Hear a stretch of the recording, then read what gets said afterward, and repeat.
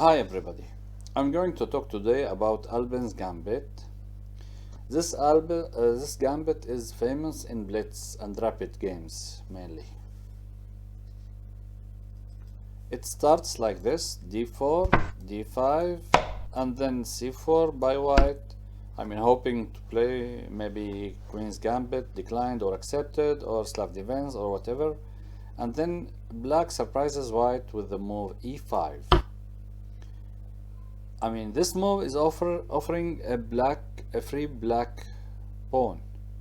Usually, white offers a free pawn just for a certain amount of time, because usually he can take it back, or if he doesn't take it back, he gets an advantage in the position. But when black offers a free pawn, this would be confusing for white if he doesn't know the answer. Okay, let's start with the trap. What is the main point or the strongest things that could happen or could favor black in this position? Usually the trap goes like this.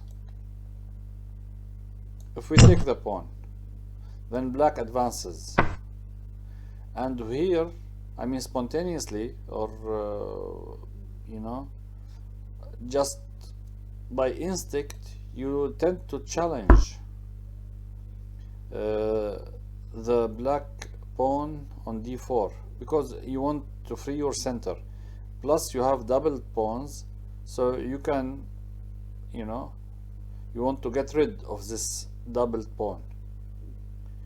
And here, black surprises us with the move bishop b4 check.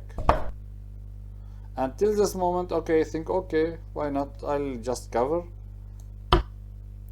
And he should, I expect him to exchange or to protect his bishop with the knight on c6, or advancing his pawn on a5. Both ways it's okay for us. Of course, if he takes the bishop, then I take with the queen, and then he takes my pawn and I take with the queen. My pawn structure is okay. Let's just see it. If he takes like this, I go with the queen. If he exchanges the pawns, I'll take the pawn with the queen, and my pawn structure is okay. My pieces is okay. Development is like, I have two pawns in the center. Black doesn't have any piece developed at this stage, so obviously he's not going to play this. The magic move here for black is like he takes, and then you think, okay, wow, free bishop, just take.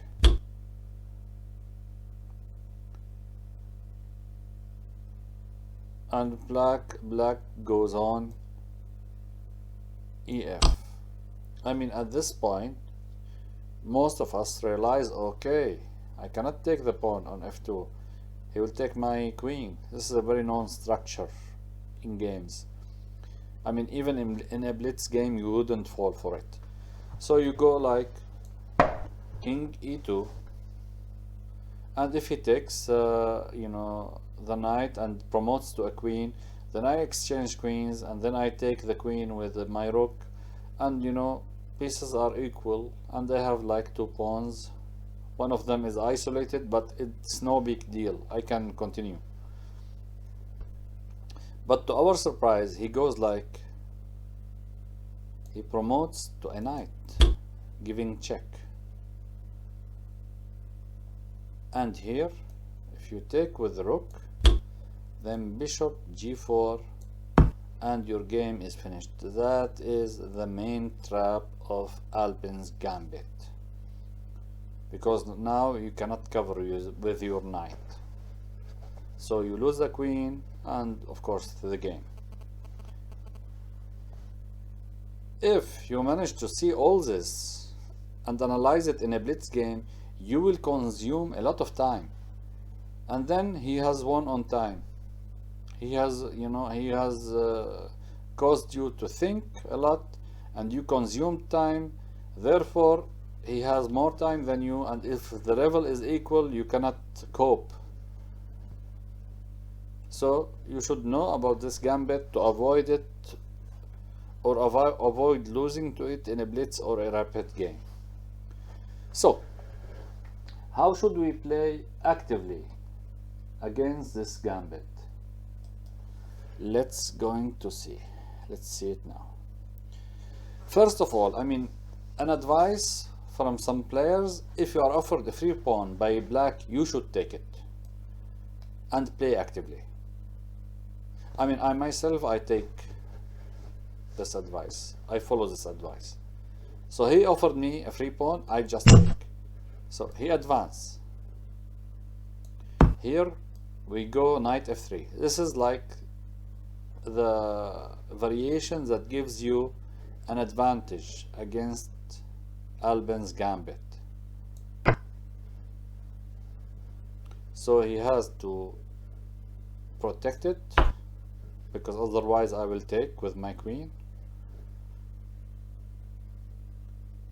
Now I don't play e3, I just go a3 to prevent this bishop from coming to b4 and checking me.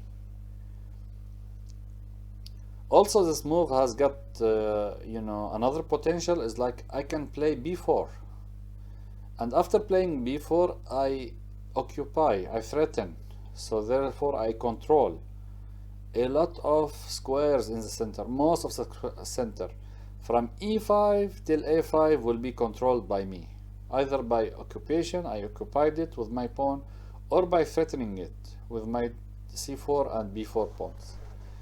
So most players respond at this time and by a5, and this is like a very logical response. Now after this point I can threaten now or challenge black's d4 pawn with e3. Now I'm secured. He doesn't have the option of bishop b4 check. If he takes, then I exchange queens, he takes, and then bishop takes e3, and I am up a pawn. My pawn structure is okay. If he goes, for example,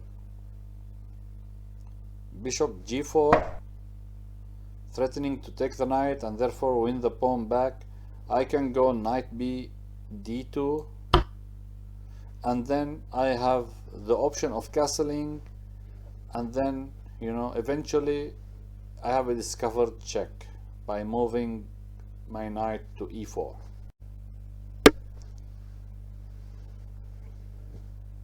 If he goes, for example, like here, then I just castle and everything is okay. You see, my pieces are well developed, my king is in a good position and close to the center. Of course we don't have any queens, so the perfect position for the king is to be near the center at this stage of the game. I'm still a pawn up, even if I lose it eventually, which is very difficult for black to achieve. I'm still okay, and most importantly I have avoided the trap, the deadly trap at the beginning, and also I did not consume time finding the right response to such a tricky gambit. Okay, that was all. I hope you enjoyed my variation of today.